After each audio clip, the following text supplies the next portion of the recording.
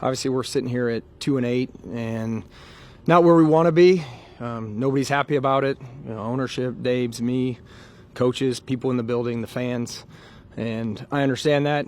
What we're going to do the rest of the week is, do self-evaluation on the roster, personnel, and try to find solutions as we move forward. These last 7 games. So that's what we'll focus on this week. The guys came in, had a good day of practice today, lifted, had meetings, and we'll start circling up with the coaches tomorrow and the rest of the week, and see how we can look to turn the ship as we go forward the rest of the season. So 2-8 here in year 3 of this rebuild. Shouldn't you guys be better, and why aren't you? Yeah, nobody's happy that we're 2-8. That's what we're going to do the rest of the week, Daryl. I understand the question, and we don't want to be sitting here at 2-8, and I agree with what you said. It's year 3 and we're 2-8, and it's not where we want to be, and we're going to start looking for solutions. We do it every week. You go to each game, and you're looking at matchups and being competitive, and we've been competitive in the games. We got to find ways to finish games, and that's what we'll do the rest of the week. How can we, whether it's the way we practice, the way we're doing things, scheme, coaching, personnel, whatever it is, we're gonna look under every rock and try to figure out solutions moving forward. We got 7 games left, so there's still a lot of time to play. How would you evaluate Daniel this year, Joe? Yeah, in general, it's not just, I understand the question, and you want to pull him out, but it's everybody. Everybody's got a hand in this. Again, I know being the quarterback and offense coordinator, head coach, a lot of people like to point to those guys in general. Daniel's played some good games, and there's some games where maybe like to have some throws back or do things differently. But in general, it's not one individual or one situation that keeps occurring, unfortunately. So whether it's defense is on the field at the end of the game, we've got a chance to close it out, or offense has the ball in a couple different games and we could go down and score and close the game out. So again, we're going to look at solutions, and we're going to evaluate everything, like Dave said yesterday, and that's what we'll do moving forward here. How would you evaluate Brian right now? Brian Daboll. Yeah, again, we're 2-8. So again, we're going to look at solutions. He's coming in every day. He's working hard. The team is staying together. We had a really good practice today on a bye week, which is the first time we've done that in his 3 years here. And again, he's done a really good job. The guys are competing.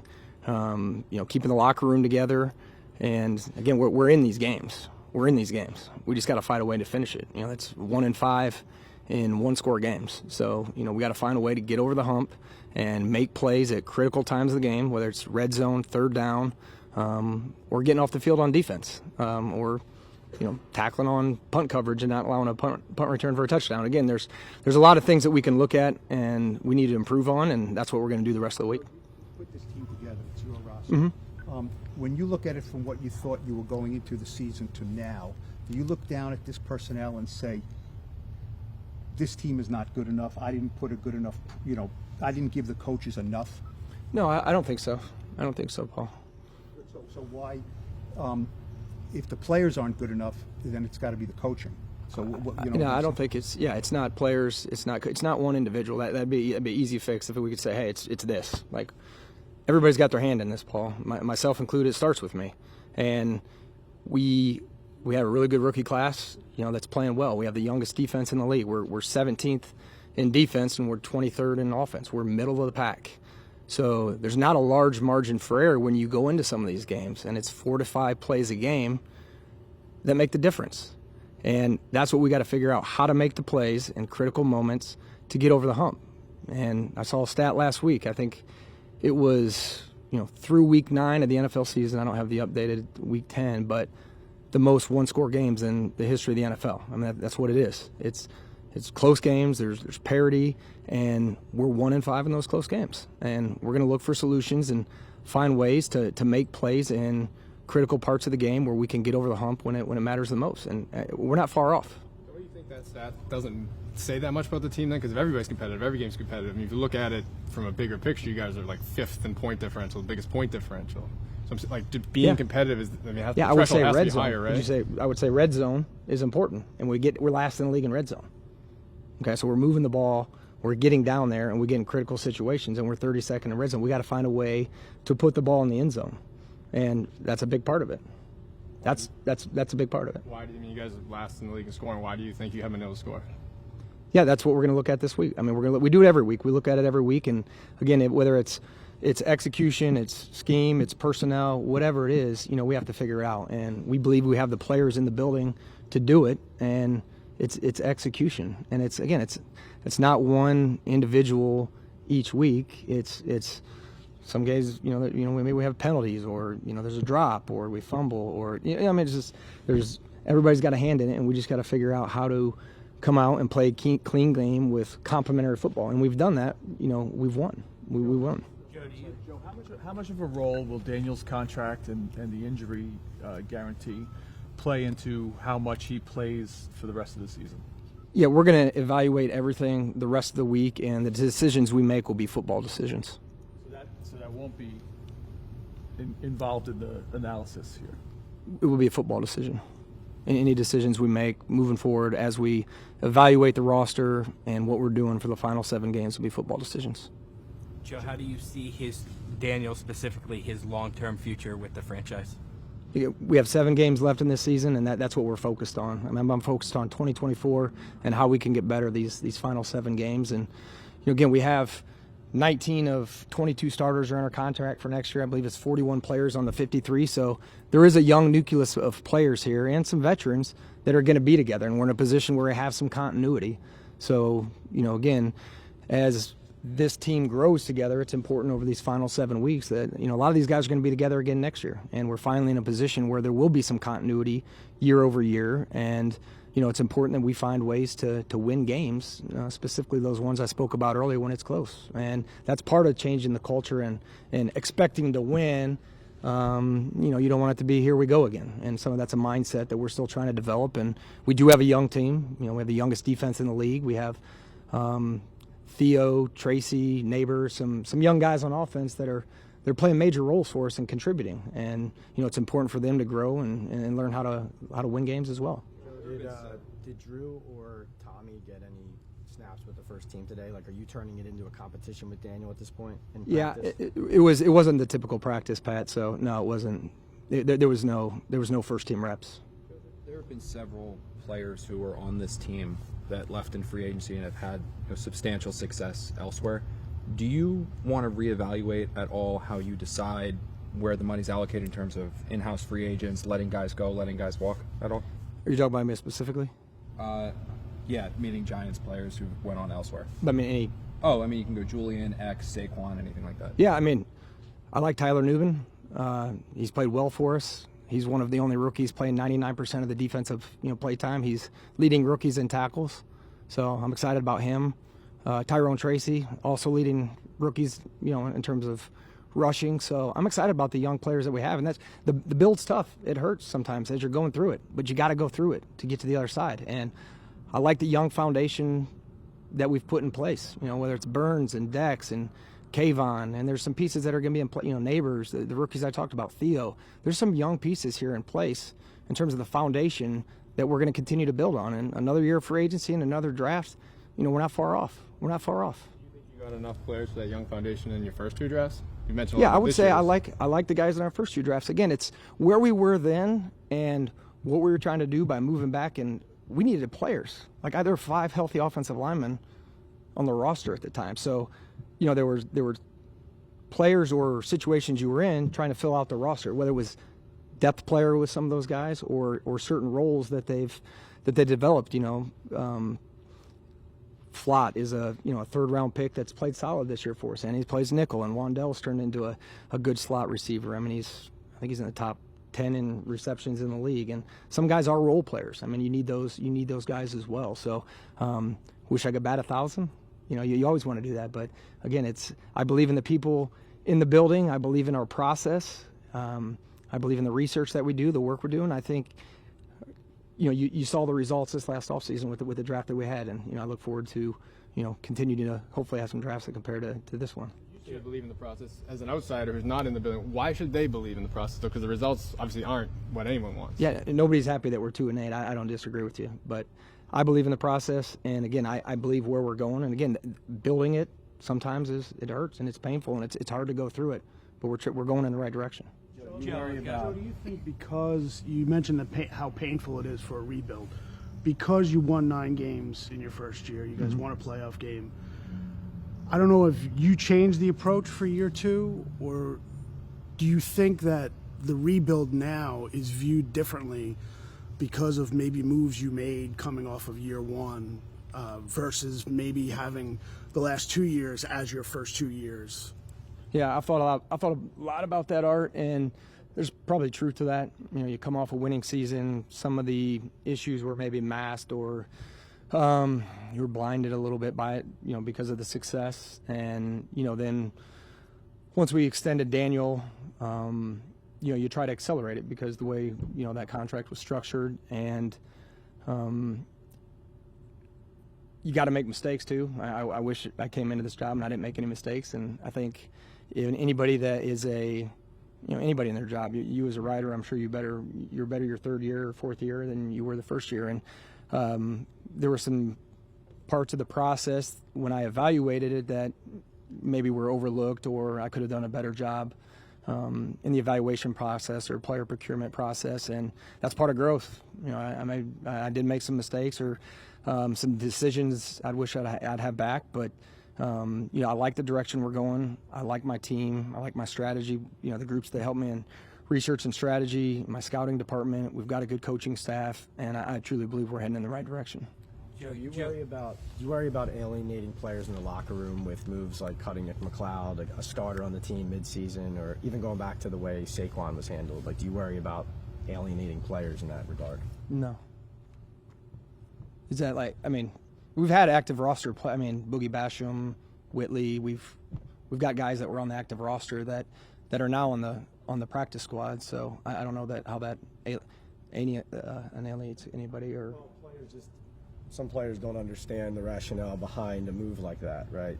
It's a starter. It's a guy who brings obvious value. I mean, you have players and coaches on the record saying, yeah, I don't know. I mean, he was valuable to our team.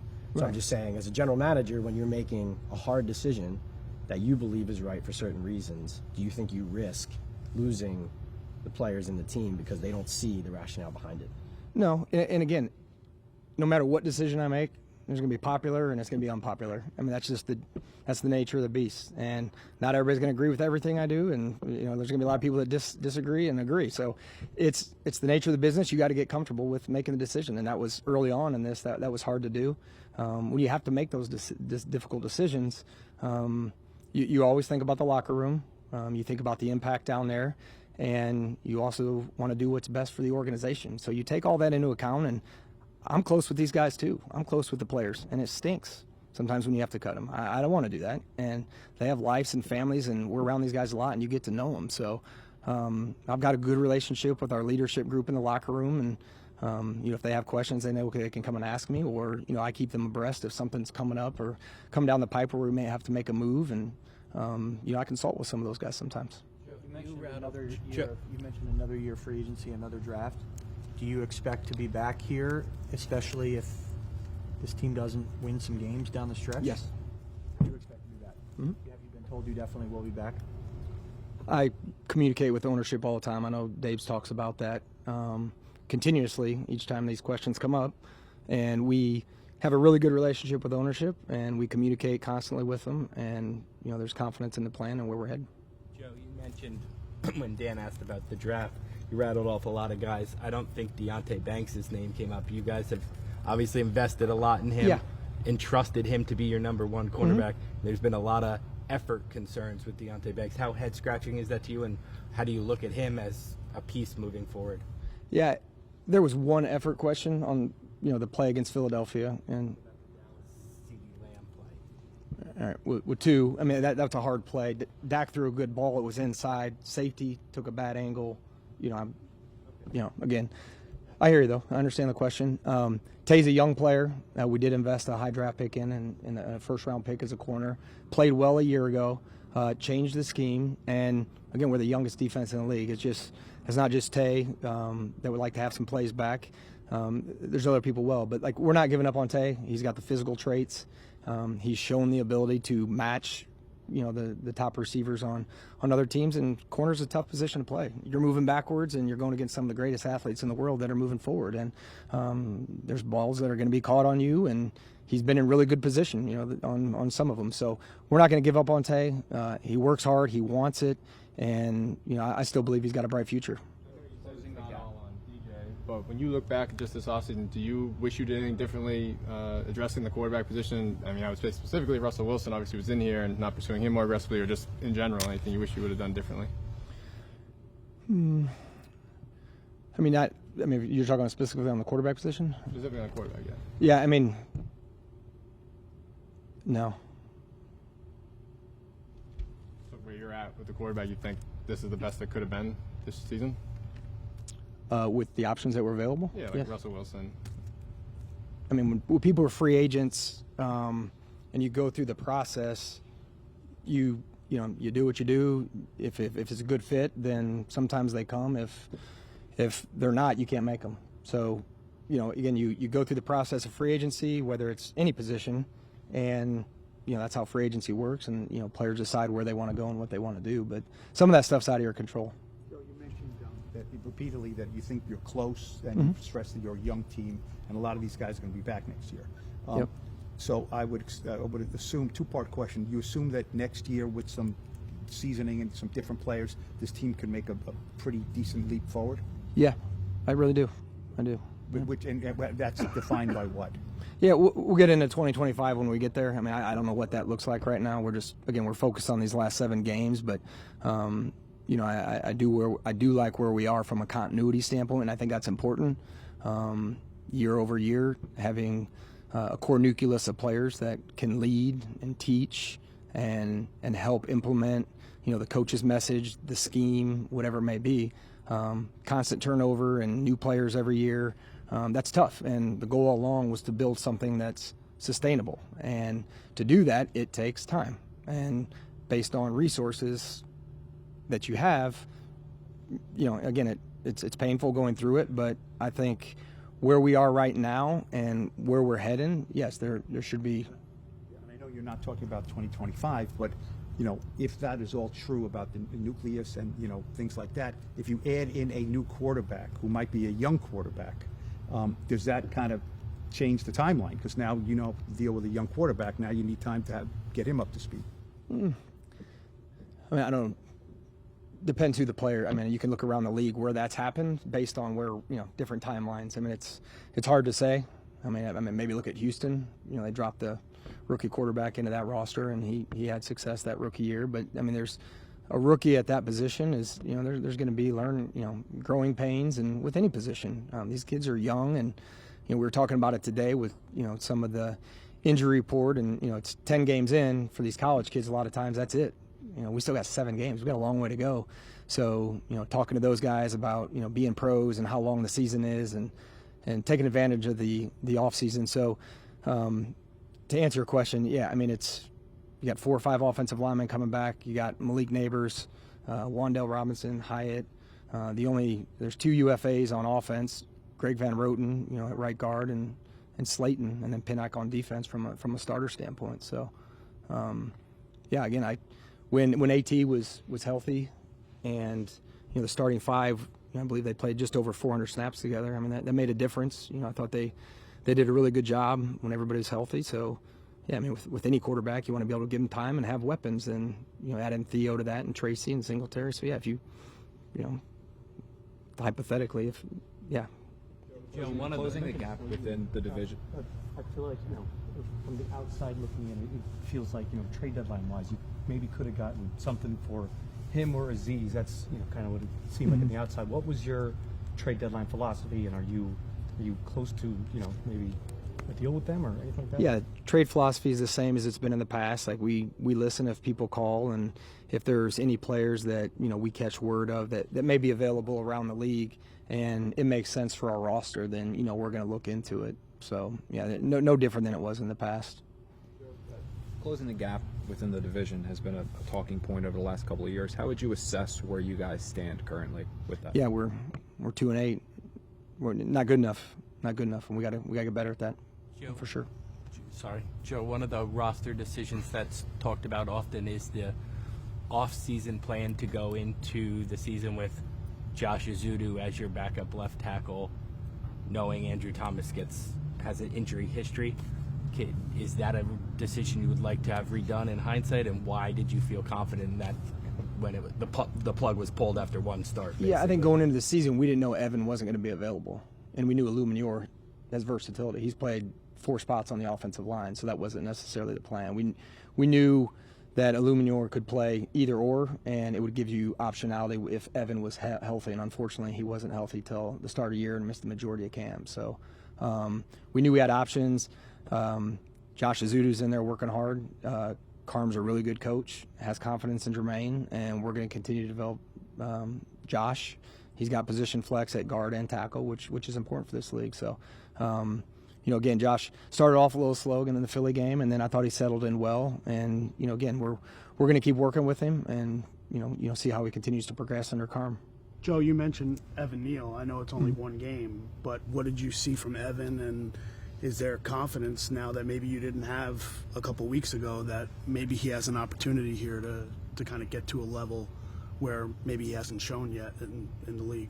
Yeah, Evan played well the other day. A lot of energy. He's had that in practice the last few weeks, and he's been practicing well. He transitioned that to the game, and it's hard. It's hard when you're the number 7 pick in the draft and you're not playing, and he's practicing at a high level. But Jermaine was playing well too, so took some time for us to make the move. And what I like about it is when his number was called, he was ready. And again, he went out and he played well and played with energy and was really good in the run game, was solid in the pass game. And I'm happy for him because I know it's been hard for him, being injured and not being able to play and wanting to play. So I thought he did a good job the other night. Just as a follow-up, Evan Neal has gotten a lot of attention. He's your second draft pick, one of the first rounders. Has it been hard for you to strike that balance? The idea of, if he gets in there and plays well, looks better for you and the front office and obviously for the team. But if he doesn't play, that's a strike against your first draft here. I mean, how important is that one specific spot to what you guys are trying to build here as a foundation?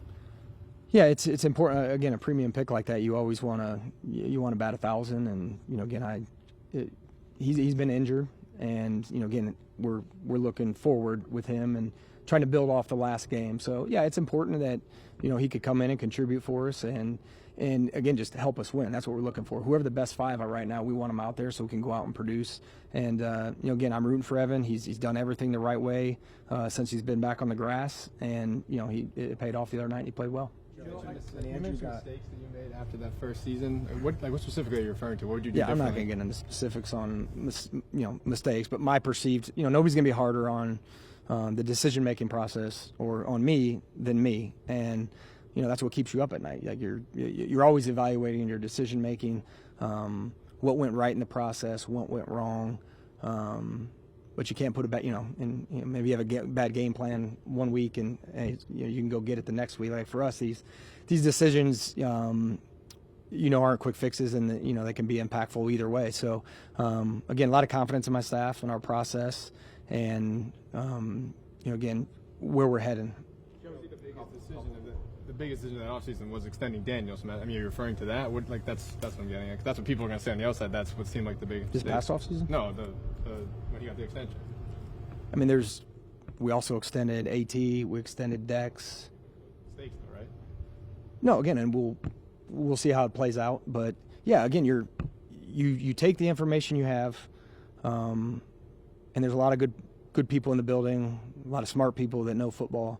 And you take the information you have and you add in analytics, the person, the structure that they're within, and can they be successful in our program with what we have, and what's our plan, how to utilize not just Daniel, but whatever individual it is, and what's the plan for success. And you let it play out. Joe, just to clarify on the quarterback position with Daniel and the decision. Will the quarterback that you start coming out of the bye, will the decision be based on what gives you the best chance to win that day's game? Is that what the football decision means? Yeah, we're going to evaluate it the rest of the week, and the decisions we make will be football decisions. Like, I mean, is it intended to give your team the best chance to win? Is that this? Whatever. That's what we're here to do. Yeah, I mean, we're going to do the best football decision for us to win games. Joe, you keep saying, Joe, that how would you evaluate Daniel this season? Yeah, again, we're going to go back through all that. We're 2-8, so again, everybody needs to, including myself, look in the mirror and how can we do things better. And again, that's what we're going to continue to do. I understand, you guys want to ask about Daniel, and it's the quarterback position. I mean, that's what comes with the territory, specifically in this market. And again, it's not all on one person. It's not all on one person. You keep saying you're not far off. People are going to look at this and say the team is 2-8. You were able to finish 4-3 last year without even your starting quarterback, and they're going to say this team looks like it's worse in year 3 than it was in year 2. So how can you say you're not far off? Yeah, the results have not been what we wanted to be. I don't want to be sitting up here at 2-8. Like that's not what we want, and nobody's happy about it. And I understand that, but I do see progress, and we're better in different areas. And again, we're going to evaluate all that stuff this week, but we're better in a lot of areas. We just got to figure out how to finish games. And again, we're in the games. We're not getting blown out in those games. We're 1-5 in close games, and that's the league. We have to develop the mentality that we're going to win and close out those games, and that's what we're going to look to do these last seven games of the season.